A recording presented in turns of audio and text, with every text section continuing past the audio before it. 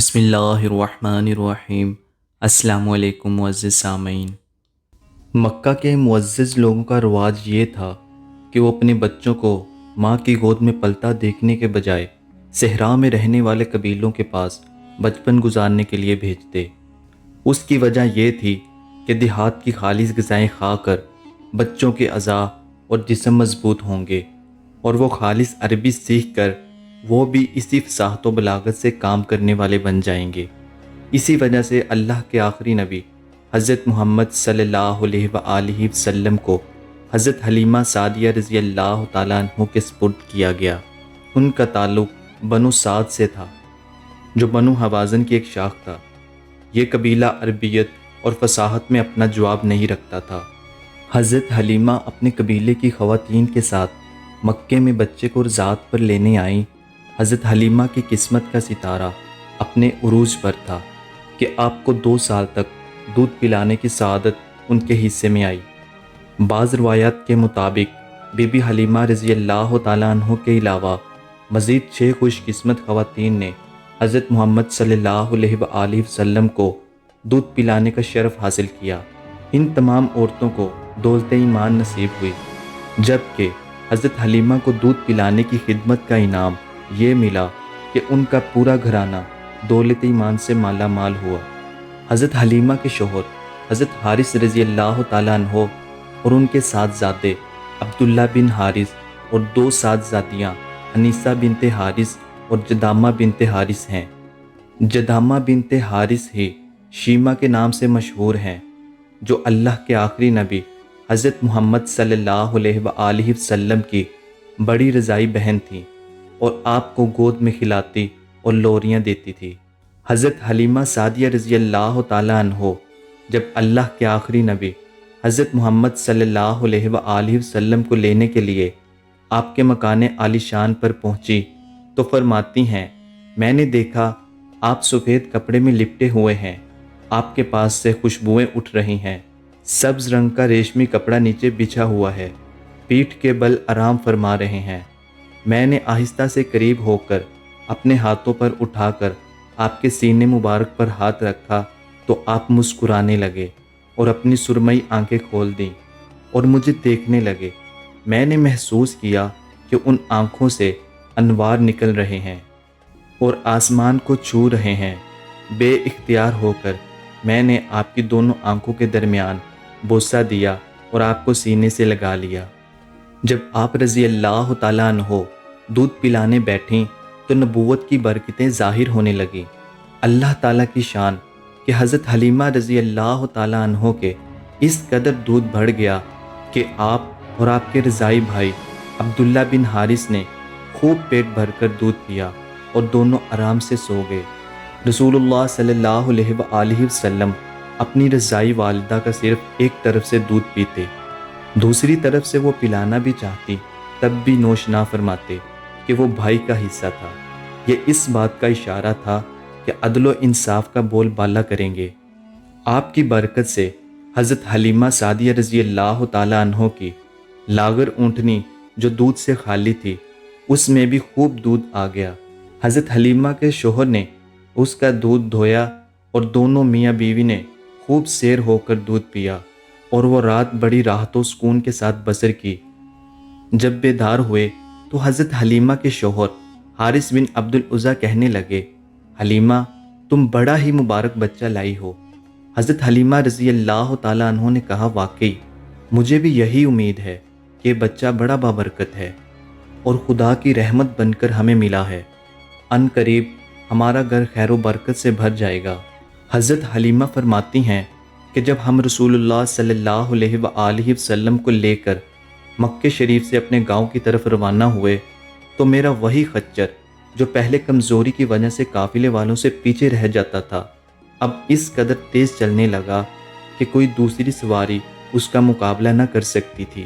اللہ کے آخری نبی حضرت محمد صلی اللہ علیہ وآلہ وسلم جب سے حضرت حلیمہ سعدیہ رضی اللہ تعالیٰ عنہ کے پاس آئے، ان کے جانور بڑھنے لگے، ان کی عزت میں اضافہ ہوا اور خیر و برکت نصیب ہونے لگی۔ جب تک آپ وہاں رہے، بی بی حلیمہ کا گھر خیر و برکت سے بھرا رہا۔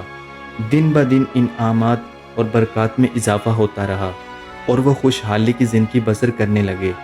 حضرت حلیمہ رضی اللہ تعالیٰ عنہ فرماتی ہیں، دودھ پینے کی عمر میں آپ کی دیکھ بھال میں مجھے بہت آرام تھا۔ آپ دوسرے بچوں کی طرح نہ چیختے، نہ چلاتے، نہ روتے۔ 2 ماہ کی عمر میں آپ گھٹنوں کے بل چلنے لگے۔ 3 ماہ کی عمر میں اٹھ کر کھڑے ہونے لگے اور 4 ماہ کی عمر میں دیوار کے ساتھ ہاتھ رکھ کر ہر طرف چلا کرتے۔ 5 ماہ کی عمر میں چلنے پھرنے کی پوری قوت حاصل کر چکے تھے۔ 8 ماہ کی عمر میں یوں کلام فرماتے کہ بات اچھی طرح سمجھ آ جاتی اور 9 ماہ کی عمر میں فصیح باتیں کرنا شروع فرما دی۔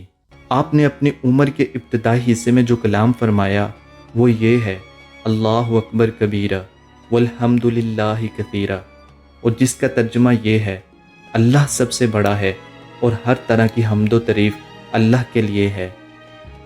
جھولا جھولتے وقت آپ چاند سے باتیں کرتے اور اپنی انگلی سے جس طرف اشارہ فرماتے چاند اسی طرف جھک جاتا۔ بی بی حلیمہ رضی اللہ تعالیٰ عنہ آپ کی برکتوں کو یوں بیان فرماتی، میرا قبیلہ بنی سعد قحط میں مبتلا تھا۔ جب میں آپ کو لے کر اپنے قبیلے میں پہنچی تو قحط دور ہو گیا۔ زمین سرسبز، درخت پھلدار اور جانور موٹے تازے ہو گئے۔ ایک دن میری پڑوسن مجھ سے بولی، اے حلیمہ، تیرا گھر ساری رات روشن رہتا ہے، اس کی کیا وجہ ہے؟ میں نے کہا، یہ روشنی کسی چراغ کی وجہ سے نہیں بلکہ حضرت محمد صلی اللہ علیہ وآلہ وسلم کے نورانی چہرے کی وجہ سے ہے۔ میرے پاس 7 بکریاں تھیں۔ میں نے آپ کا مبارک ہاتھ ان بکریوں پر پھیرا تو اس کی برکت سے بکریاں اتنا دودھ دینے لگیں کہ ایک دن کا دودھ 40 دن کے لیے کافی ہو جاتا تھا۔ اتنا ہی نہیں، میری بکریوں میں بھی اتنی برکت ہوئی کہ 7 سے 700 ہو گئی۔ قبیلے والے ایک دن مجھ سے بولے، ان کی برکتوں سے ہمیں بھی حصہ دو۔ چنانچہ میں نے ایک تالاب میں آپ کے مبارک پاؤں ڈالے اور قبیلے کی بکریوں کو اس تالاب کا پانی پلایا تو ان بکریوں نے بچے پیدا کیے اور قوم ان کے دودھ سے خوشحال اور مالدار ہو گئی۔ آپ کو لڑکے کھیلنے کے لیے بلاتے تو آپ ارشاد فرماتے، مجھے کھیلنے کے لیے پیدا نہیں کیا گیا۔ آپ میرے بچوں کے ساتھ جنگل جاتے اور بکریاں چرایا کرتے تھے۔ ایک دن میرا بیٹا مجھ سے بولا، امی جان، حضرت محمد صلی اللہ علیہ وآلہ وسلم بڑی شان والے ہیں، جس جنگل میں جاتے ہیں ہرا بھرا ہو جاتا ہے، دھوپ میں ایک بادل ان پر سایہ کرتا ہے، ریت پر آپ کے قدم کا نشان نہیں پڑتا، پتھر ان کے پاؤں تلے خمیر کی طرح نرم ہو جاتا ہے اور اس پر قدم کا نشان بن جاتا ہے، جنگل کے جانور آپ کے قدم چومتے ہیں۔ حضرت حلیمہ سعدیہ رضی اللہ تعالیٰ عنہ اور ان کا خاندان قدم قدم پر اللہ کے آخری نبی حضرت محمد صلی اللہ علیہ وآلہ وسلم کی برکتوں کو دیکھتا رہا، ان سے خوب فیض پاتا رہا اور اپنا مقدر سنوارتا رہا۔ دیکھتے ہی دیکھتے 2 سال مکمل ہو گئے۔ حضرت حلیمہ سعدیہ رضی اللہ تعالیٰ عنہ نے آپ کا دودھ چھڑا دیا اور معاہدے کے مطابق آپ کو آپ کی والدہ حضرت آمینہ رضی اللہ تعالیٰ عنہ کے پاس لے گئیں۔ انہوں نے حسب توفیق حضرت حلیمہ کو انعام و اکرام سے نوازا۔ آپ کی برکتیں دیکھ کر حضرت حلیمہ کا دل مچلتا کہ آپ مزید ان کے پاس، ان کے قبیلے میں رہیں۔ عجب اتفاق کہ انہی ایام میں مکہ شریف میں ایک وبائی مرض پھیلا ہوا تھا۔ حضرت حلیمہ نے وبائی بیماری سے بچانے کے لیے حضرت آمینہ کو اس بات پر راضی کر لیا کہ وہ حضور اکرم صلی اللہ علیہ وآلہ وسلم کو مزید کچھ مدت کے لیے ان کے قبیلے بھیج دیں۔ یوں حضرت حلیمہ کی دلی مراد پوری ہوئی، یعنی مقصد پورا ہوا، اور ایک بار پھر حضرت آمینہ رضی اللہ تعالیٰ عنہ کے چاند سے ان کا آنگن روشن ہو گیا، اور اللہ کے آخری نبی حضرت محمد صلی اللہ علیہ وآلہ وسلم کے برکت والے وجود کی بدولت ان کا مکان دوبارہ سے رحمتوں اور برکتوں کا کان بن گیا۔ آپ تقریباً 4 سال تک بنو سعد میں برکتیں لٹاتے رہے۔ وہاں آپ نے اپنے رضائی بہن بھائیوں کے ساتھ بکریاں بھی چرائیں۔ بکریوں کو چراگاہوں میں لے جا کر ان کی دیکھ بھال کرنا، یہ تقریباً تمام انبیاء کرام علیہ السلام کی سنت ہے۔